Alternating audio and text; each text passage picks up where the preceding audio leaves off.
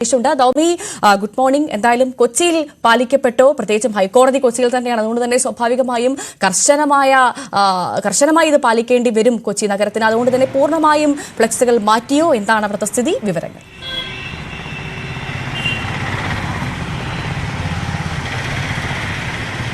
Very good morning. Kochi നഗരത്തിൽ എന്തായാലും ഈ ഹൈക്കോടതി ഉത്തരവ് പൂർണ്ണമായും പാലിക്കപ്പെട്ടിട്ടുണ്ടെന്ന് തന്നെ നമുക്ക് നമ്മുടെ ഒരു ഒറ്റ നിരീക്ഷണത്തിൽ മനസ്സിലായി. കാരണം ഈ കൊച്ചി നഗരത്തിലൊക്കെ നമ്മളൊന്ന് ഫ്ലെക്സുകൾ എവിടെയെങ്കിലും ഉണ്ടോ എന്ന് തപ്പി ഇറങ്ങിയതാണ്, പക്ഷേ ഒന്നും തന്നെ കണ്ടിട്ടില്ല. ഞാനിപ്പോൾ നിൽക്കുന്നത് ജനറൽ ഹോസ്പിറ്റൽ പരിസരത്താണ്. ഇതിനടുത്ത് തന്നെയാണ് കൊച്ചി കോർപ്പറേഷനും ഹൈക്കോടതിയും ഒക്കെ വരുന്നത്. അതുകൊണ്ട് ഈ ഒരു നിർദ്ദേശം കർശനമായി പാലിക്കാൻ തന്നെയാണ് കൊച്ചി കോർപ്പറേഷന്റെ കീഴിൽ തീരുമാനിച്ചിരിക്കുന്നത്. എന്തായാലും ഈ ഒരു ഉത്തരവ് അത് ഭൂരിഭാഗം നടപ്പായി എന്നാണ് കൊച്ചി കോർപ്പറേഷൻ റവന്യൂ വിഭാഗം അറിയിച്ചിരിക്കുന്നത്.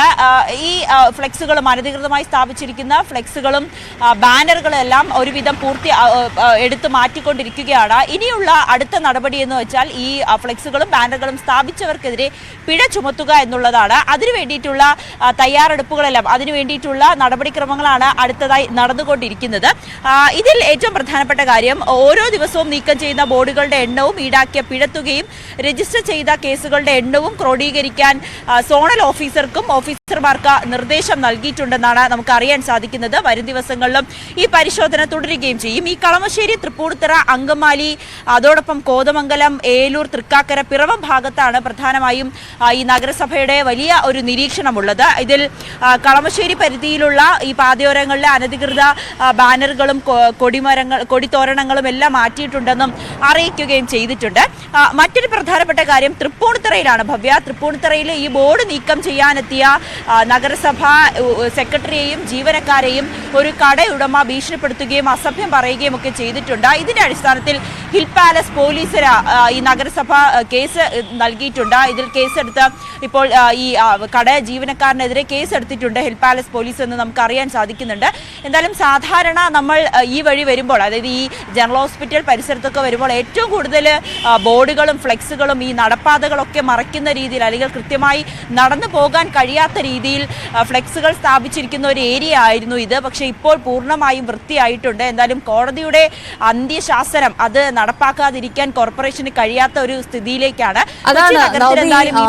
ഹൈക്കോടതി ഒന്ന് കണ്ണുരുട്ടിയപ്പോൾ കൊച്ചി നഗരം ക്ലീൻ ആയി അല്ലേ? അപ്പോൾ അറിയേണ്ടത്, നമ്മൾ മലപ്പുറത്തേക്കും തിരുവനന്തപുരത്തേക്കും ഒക്കെ പോയപ്പോൾ കണ്ടത് ഈ കൃത്യമായി മാറ്റിയ ഫ്ലെക്സ് ബോർഡുകൾ നമുക്ക് കൂട്ടിയിട്ടത് കാണാൻ സാധിച്ചു. പക്ഷേ കൊച്ചിയിൽ അത് കാണുന്നില്ല. അത് എവിടെയാണ് ഈ മാറ്റിയ അല്ലെങ്കിൽ ഒഴിവാക്കിയ ഫ്ലെക്സ് ബോർഡുകളൊക്കെ ഉള്ളത്? അതെങ്ങനെയാണ് നിർമ്മാർജ്ജനം ചെയ്യുന്നത്? എന്താണ് അതിനെക്കുറിച്ച് അറിയാൻ സാധിച്ചിട്ടുണ്ടോ സ്വാമിക്ക്?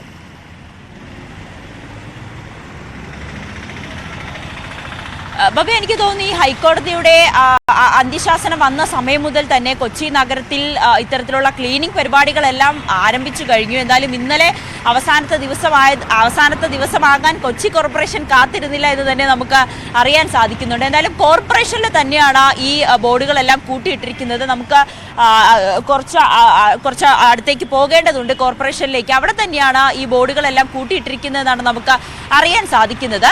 എന്തായാലും അതിനി കത്തിക്കാനാണോ അതോ മറ്റ് റീസൈക്ലിംഗ് പ്രോസസ്സിലേക്ക് ഈ കോർപ്പറേഷൻ കടക്കുമോ എന്നതൊക്കെ നമുക്ക് അറിയേണ്ടതുണ്ട്. അത് മേയറുമായിട്ടൊക്കെ സംസാരിച്ചാൽ മാത്രമേ നമുക്ക് അതുമായി ബന്ധപ്പെട്ട വിവരങ്ങളും അറിയാൻ സാധിക്കുകയുള്ളൂ. എന്തായാലും കൊച്ചി നഗരം ഈ ബോർഡുകളും ഈ ബാനറുകളും ഒക്കെ മുക്തമായ ഒരു നഗരമായി മാറിക്കഴിഞ്ഞു. ഹൈക്കോടതിയുടെ ഒരു വിരട്ടൽ അതെന്തായാലും നല്ല രീതിയിൽ കൊച്ചിയെ സംബന്ധിച്ച് ഏറ്റിട്ടുണ്ട്. ഭവ്യ, തീർച്ചയായും അതാണ് കൊച്ചിയിലെ സാഹചര്യമാണ് നവമി ദിനേശ് പങ്കുവെച്ചത്. എന്തായാലും കൊച്ചിയിൽ ഹൈക്കോടതിയുടെ കണ്ണുരുട്ടൽ അത് കൃത്യമായി ഏറ്റിട്ടുണ്ട്. കാരണം അത്രമാത്രം ക്ലീനാണ് കൊച്ചി നഗരം എന്നാണ് മനസ്സിലാക്കുന്നത്. അവിടെ ഫ്ലെക്സുകളില്ല. ഈ ഫ്ലെക്സുകൾ ഇനി എങ്ങനെ നിർമ്മാർജ്ജനം ചെയ്യുമെന്നുള്ള കാര്യത്തിലുള്ള സംശയങ്ങൾ എന്തായാലും നവമി ദിനേശാണ് കൊച്ചിയിൽ നിന്ന് വിശദവിവരങ്ങൾ പങ്കുവെച്ചത്.